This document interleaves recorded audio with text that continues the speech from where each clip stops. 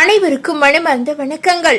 ரூபாய் 1000 கலைஞர் மகளிர் உரிமை தொகை திட்டத்தில் பதிவு செய்வது எப்படி என்ற முழு விவரத்தை இப்போது இந்த ஒரு வீடியோவில் தெளிவாக சுருக்கமாக பார்க்கலாம். அதோடு உரிமை தொகை திட்டத்தில் செய்யப்பட்டுள்ள புதிய மறுசீரமைப்பு மாற்றங்கள் குறித்தும் இந்த ஒரு வீடியோவில் பார்க்கலாம். அதேபோல தகுதி, தேவையான ஆவணங்கள் மற்றும் ஆன்லைன் மற்றும் ஆஃப்லைன் விண்ணப்ப செயல்முறைகள் குறித்த விவரங்களையும் தெளிவாக தெரிந்து கொள்வோம்.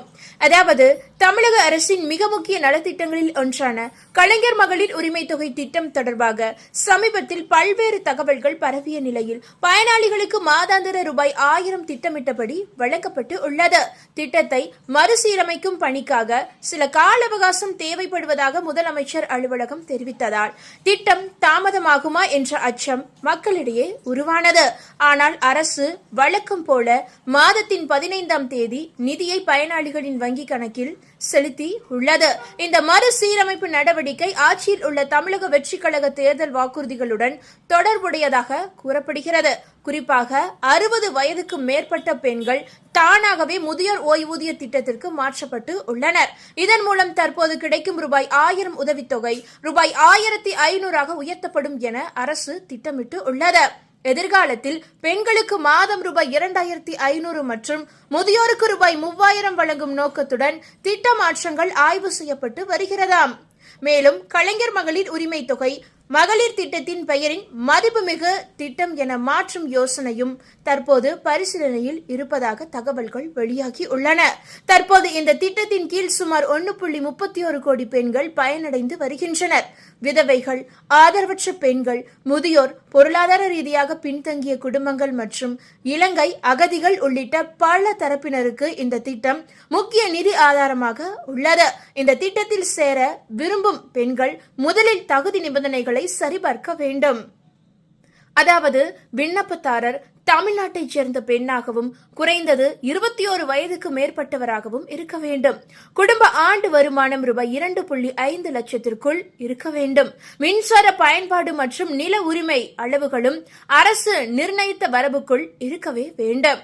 அதே நேரத்தில் அரசு ஊழியர்கள், வருமான வரி செலுத்துபவர்கள், ஓய்வூதியம் பெறுபவர்கள் மற்றும் 4 சக்கர வாகன உரிமையாளர்கள் இந்த திட்டத்திற்கு தகுதியற்றவர்களாக கருதப்படுவார்கள். உள்ளாட்சி வார்டு உறுப்பினர்களை தவிர்த்து பிற தேர்தல் பிரதிநிதிகளுக்கும் இந்த திட்டத்தில் சேர அனுமதி இல்லை என்று அரசு தெளிவுபடுத்தி உள்ளது. விண்ணப்பிக்க தேவையான ஆவணங்களில் ஸ்மார்ட் ரேஷன் கார்டு, ஆதாருடன் இணைக்கப்பட்ட அடையாள அட்டை, அதேபோல வங்கி கணக்கு விவரங்கள், மின் கட்டண ரசீது மற்றும் பாஸ்போர்ட் அளவு புகைப்படம் ஆகியவை அடங்கும். ஆன்லைனில் விண்ணப்பிப்பவர்கள் இந்த ஆவணங்களின் ஸ்கேன் நகல்களை தயாராக வைத்திருக்க வேண்டும். அதேபோல ஆன்லைனில் பதிவு செய்ய விருப்பம் இருப்பவர்கள் அதிகாரப்பூர்வ இணையதளங்களான இந்த இணையதளம் அல்லது இந்த ஒரு இணையதளத்திற்கு சென்று ஆன்லைனில் விண்ணப்பம் செய்யலாம். அதாவது அதில் பெயர், பிறந்த தேதி, மொபைல் எண், வங்கி தகவல்கள் உள்ளிட்ட விவரங்களை பதிவு செய்து OTP மூலம் உறுதிப்படுத்த வேண்டும். பின்னர் தேவையான ஆவணங்களை பதிவேற்றம் செய்து விண்ணப்பத்தை நீங்களே எளிதாக சமர்ப்பிக்கலாம். விண்ணப்பித்த பிறகு கிடைக்கும் அப்ளிகேஷன் ஐடியை பாதுகாப்பாக நீங்கள் வைத்திருக்க வேண்டும். ஆஃப்லைன் முறையில் விண்ணப்பிக்க விருப்பம் இருப்பவர்கள் அருகிலுள்ள ரேஷன் கடை அல்லது சேவை மையங்கள் மூலமாக நீங்கள் அணுகலாம்.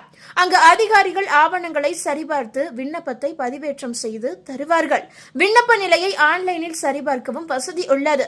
ஏதேனும் சந்தேகங்கள் இருந்தால் அரசு உதவி எண்ணான இந்த ஒரு எண்ணிற்கு நீங்கள் அழைத்து கூடுதல் விவரங்களை பெற்றுக்கொள்ளலாம் என்றும் தெரிவிக்கப்பட்டு உள்ளது. இப்படிப்பட்ட உரிமை தொகை திட்டம் குறித்த லேட்டஸ்ட் அப்டேட்டுகள் அனைத்தும் ஒருபுறம் இருக்க, தமிழ்நாடு மக்கள் அனைவருக்குமே ஒரு நிம்மதியான செய்தி கிடைத்துள்ளது. அதன்படி அரசு ஊழியர்கள் லஞ்சம் கேட்டால் விடாதீங்க.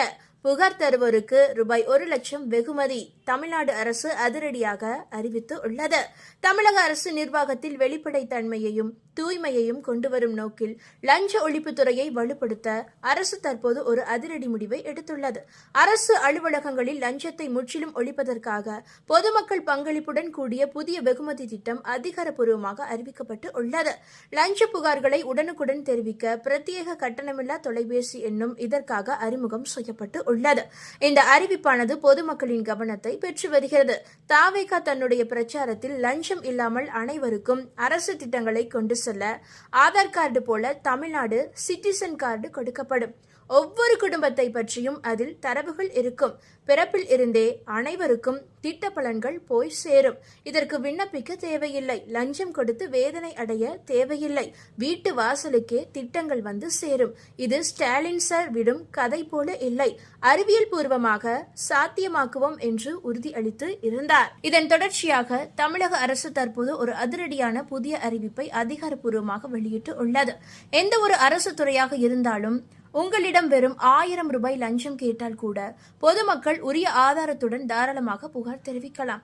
அப்படி லஞ்சம் கேட்கும் அதிகாரிகளை பற்றி சரியான ஆதாரத்தோடு லஞ்ச ஒழிப்பு துறையிடம் புகார் அளிப்பவர்களுக்கு அரசு சார்பாக 1 லட்சம் ரூபாய் சன்மானம் வழங்கப்படும் என்று அந்த அறிக்கையில் கூறப்பட்டு உள்ளது.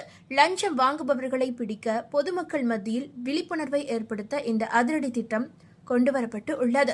பொதுமக்கள் தங்களின் புகார்களை 24 மணி நேரமும் தெரிவிக்க ஏதுவாக 1800 425 1555 என்ற கட்டணமில்லா டோல் ஃப்ரீ எண்ணையும் தமிழக அரசு அறிமுகம் செய்துள்ளது.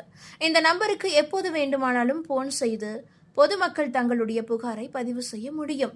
தாவேகா அரசின் இந்த அதிரடி அறிவிப்பு சாமானிய மக்கள் மற்றும் ஏழை எளியோரிடையே மாபெரும் வரவேற்பை பெற்றுள்ளது.